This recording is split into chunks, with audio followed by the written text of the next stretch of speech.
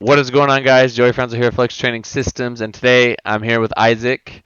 Um, I wanted to make a video talking about just like linear progression and how it can potentially be dangerous. And I'm gonna start that off.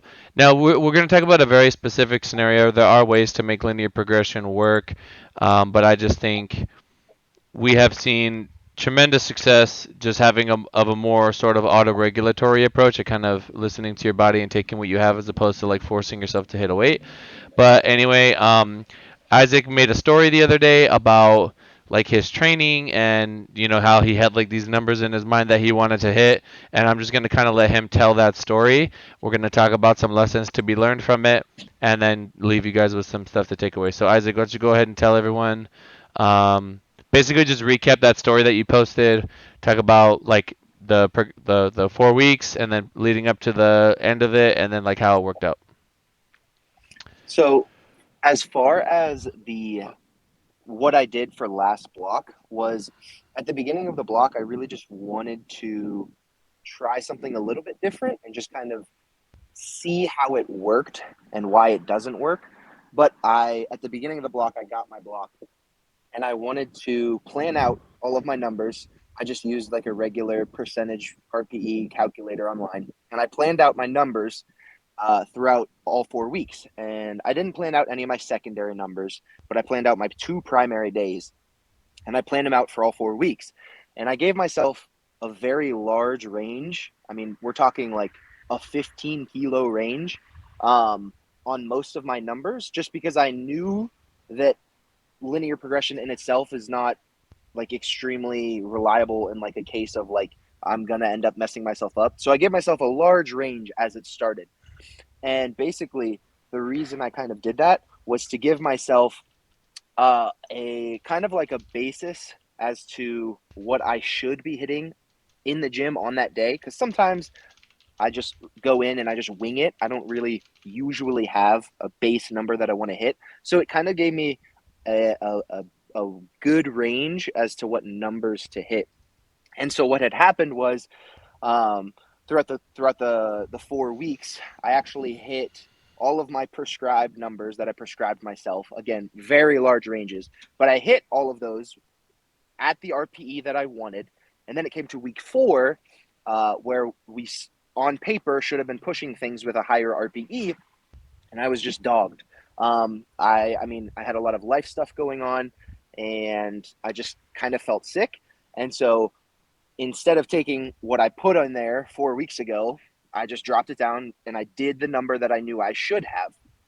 And I think that it worked actually even like a little bit more for me than it would for normal people because all of my variables are extremely controlled. I work from home. I can completely focus on training. Like powerlifting is a huge portion of my day and my life. So I don't really have any outside factors aside from getting sick that can really mess things up. So that actually gives me even more of a kind of controlled variable as to why this should have worked and just didn't.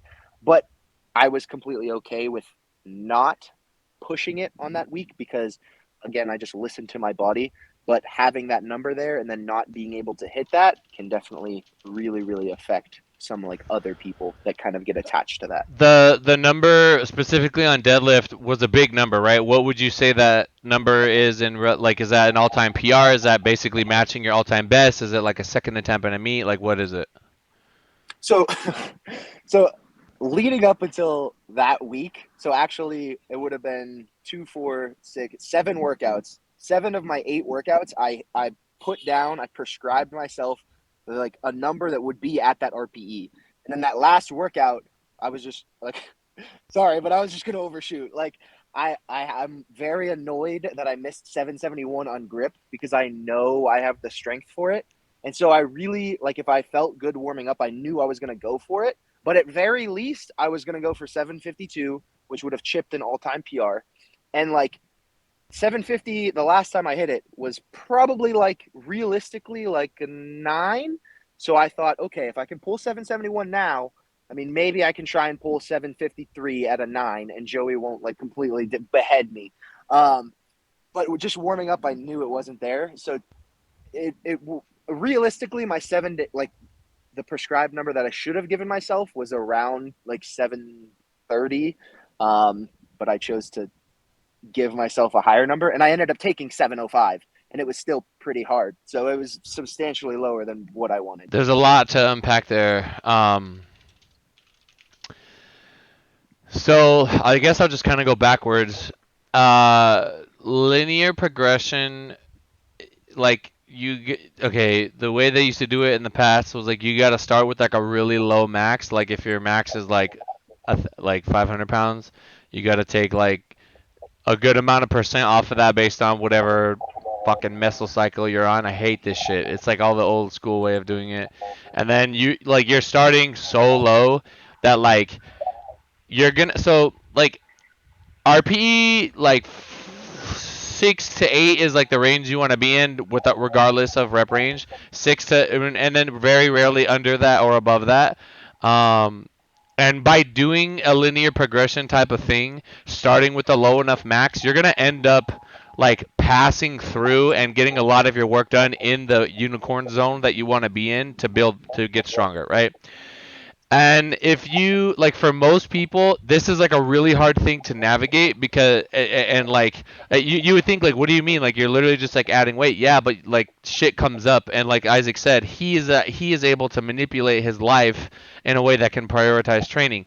And despite doing all of that, going through the weeks and getting to the end of it, he wasn't able to like it sounds to me like he got some good productive weeks in and then fatigue showed up on the last week, which is actually a very like that's actually a good thing, and then we can pivot from that point, dial back, let the body recover, and then build up again, and then let him.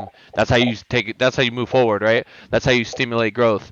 So it's not like what he did was completely like he fucking wasted all his training. It's just Isaac, you got to understand, like, Isaac is a coach for FLEXX, right? So he's going to know how to navigate these things and handle them and not let it ruin his life and not let it give him depression and not let him look at other people online and go, oh my God, that person pulled more than me on their perfect day, which they can't even replicate in a meet, like, after gaining 20 pounds and, like, literally everything was working great for them. Like, you're going to compare yourself now to like that, and it's like it's not fair, right? And a lot of kids, they do that and it causes them just like mental pain. You know what I'm saying? But Isaac has an understanding of like all of this. Maybe for him, he wanted to kind of experiment with like adding weights like that, which I understand when you're younger, you want to do that. But when he ran into that wall and he hit that 705 for the day, and he was like, "Fuck! Like I'm not gonna hit 755, 750 today or whatever." He knows why. He knows the right thing to do. He has a hold of his emotions, and he does the right thing. And I think that on its own, like just isolating that day, like okay, I got to the gym, this shit was hard. What did I do? I recognized that. I caught myself in the motion. I got rid of the emotion. I caught myself in the moment and got rid of any emotion and said, okay, what is the right thing to do? I need to complete this workout. I'm obviously B. I have recognized that my ego is killed. Right? I'm gonna lower the weight. I'm gonna go RPE 6, whatever I gotta do. Let's finish this workout. I'm gonna report back to Joey, which is what he did, and then Joey's gonna think about it, this and that, and then boom, we're gonna make the next block. So, in that sense, he did the right stuff, and then going backwards, um, Isaac's in the farmland right now. Big Yeah, number, they're coming for me. They're coming for me. I'm big even thinking about numbers. overshooting. Yeah, so the number that he planned for, that is like a huge milestone number, right? Like this is not a joke number. And those kinds of numbers, you're not just gonna slap linear progression on any program and just get it. Like it's gonna show up like during like after deloads, peaking into meets, eating at a surplus for a little bit. Like there's special things that we can do to express strength to its fullest ability. But adding weight linearly over the weeks is like without like some kind of intervention is not gonna that's not gonna happen. Now in the past, there were some OGs in the sport that were able to do this, but they were also using special sports supplements that would allow you to literally like do that. Like, does that make sense? And you could probably do this for many, many, many, for a long time, um, with special sports supplements, and you could, and then yes, exactly, and then you could hit these big numbers. But the problem is those people, like I've seen them give that advice and they don't tell people that. They just like, yeah, I fucking work hard. I was able to do it every time. You're a bitch if you can't do it. It's not. It's just a little bit like it's very dangerous to listen to a lifter who gets really strong, um, and they only have their perspective to speak from, because their perspective more often than not is not going to be applicable to others, right? Um, Isaac very clearly in his story put like a disclaimer at the end, like if you're one of my lifters, don't fucking do that because you're gonna kill yourself, right? You're gonna really like hurt yourself. And I think um, what's very dangerous about linear progression is it like a lifter, a younger lifter that's inexperienced can look at their program and they can see week 4, oh shit, I'm supposed to hit that, like and then they're thinking about it for 4 weeks, and then they know what the number is and it's just like eating them up inside, and then the day comes and they have so much anxiety, and it's like my whole block like the whole block was either a success or a failure if I don't hit this number, when in reality, like the way that I like to train people, the way that we like to train people is like I'm literally like, just close your eyes, like do what I'm telling you to do, and report back to me, and I'll teach you how to navigate like with the things that you're feeling, and then like just every meet you're gonna PR, or you're gonna be like as strong as you could possibly be given the circumstances that you're in. So I just thought that Isaac's situation and that scenario, there was a lot of really good lessons to take away from it. Linear progression is like when you zoom out, like if you look like back years, like yeah, you're gonna see a line. Like if we take like Isaac's progress from like the last like 3 5 years, whatever, and we zoom out and we look at his numbers then till now, yeah, it's gonna look like up and to the right. Like it's gonna look like Isaac's been progressing. Um, it's not a straight line. It's like up and down, up and down, up and down, up and down. But the trend is up and to the right, and that's what you want. You're never gonna just like fucking linearly add weights and just get strong infinitely forever. Um, and I just wanted to really highlight at the towards the end of this video, so like now, that linear progress, like the when you go into the gym, this is the takeaway, right? And Isaac, I'll let you expand on this when I'm done. Um, if you go into the gym and you have a number in mind and your emotions are under control, I don't think it's necessarily a bad thing. Let me give you an example. So if I go in the gym and I'm gonna squat, and I know the context of my last couple of weeks of training, so I know kind of what to expect, and I know for me around like a ballpark area of where that's gonna be. Isaac said that when he was doing this, he had a range of about 15 kilos where he would be like up or down, right? Um, so for me, it's like, okay, like I know I should be good for around like 675 today, right? On squat, whatever, right?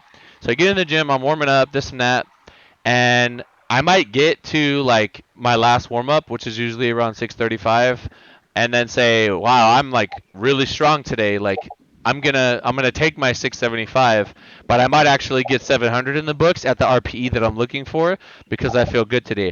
Or I'm gonna get to like 635 and I'm gonna say, "Nah, that I don't have it. Like I'm beat. Let's scrap. Let's make note of that. Dial back, and then you know what I'm saying." So if you take it from that approach, like you kind of have an idea of where you could be at, where you need to be at, but you know how to navigate when you get closer to that number and the right things that you're supposed to do, especially when it comes to auto-regulating and things like that.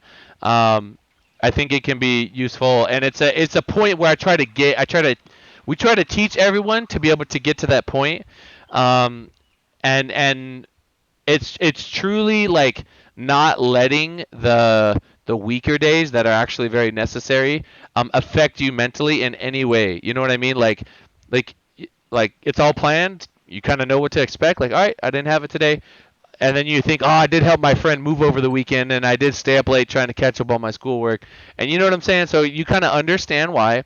You navigate correctly. You don't let it bother you, and you keep it moving. I think is that is exactly the right thing to do. And I understand that this is not something that people are just going to be able to do, right? Like a lot of young guys, like they need to be taught that. It's like a skill that you acquire. You're not just gonna have, you know, like you don't just go from a Padawan to a Jedi. Like you gotta. There's a lot of lessons that you have to learn in order to get to that.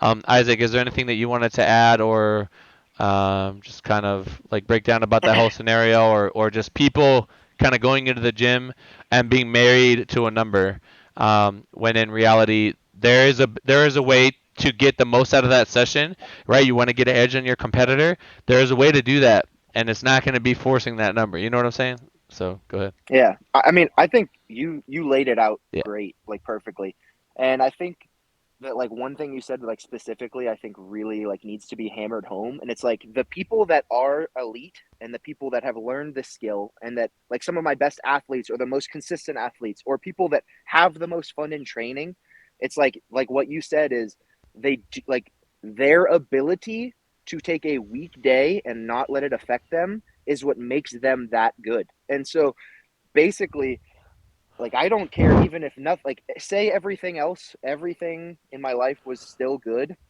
and I had an RPE 9 single and I like hype it up. My ability to just take what is there on the day, even if I expect something different, and just keep it moving, like that's what makes people really, really good.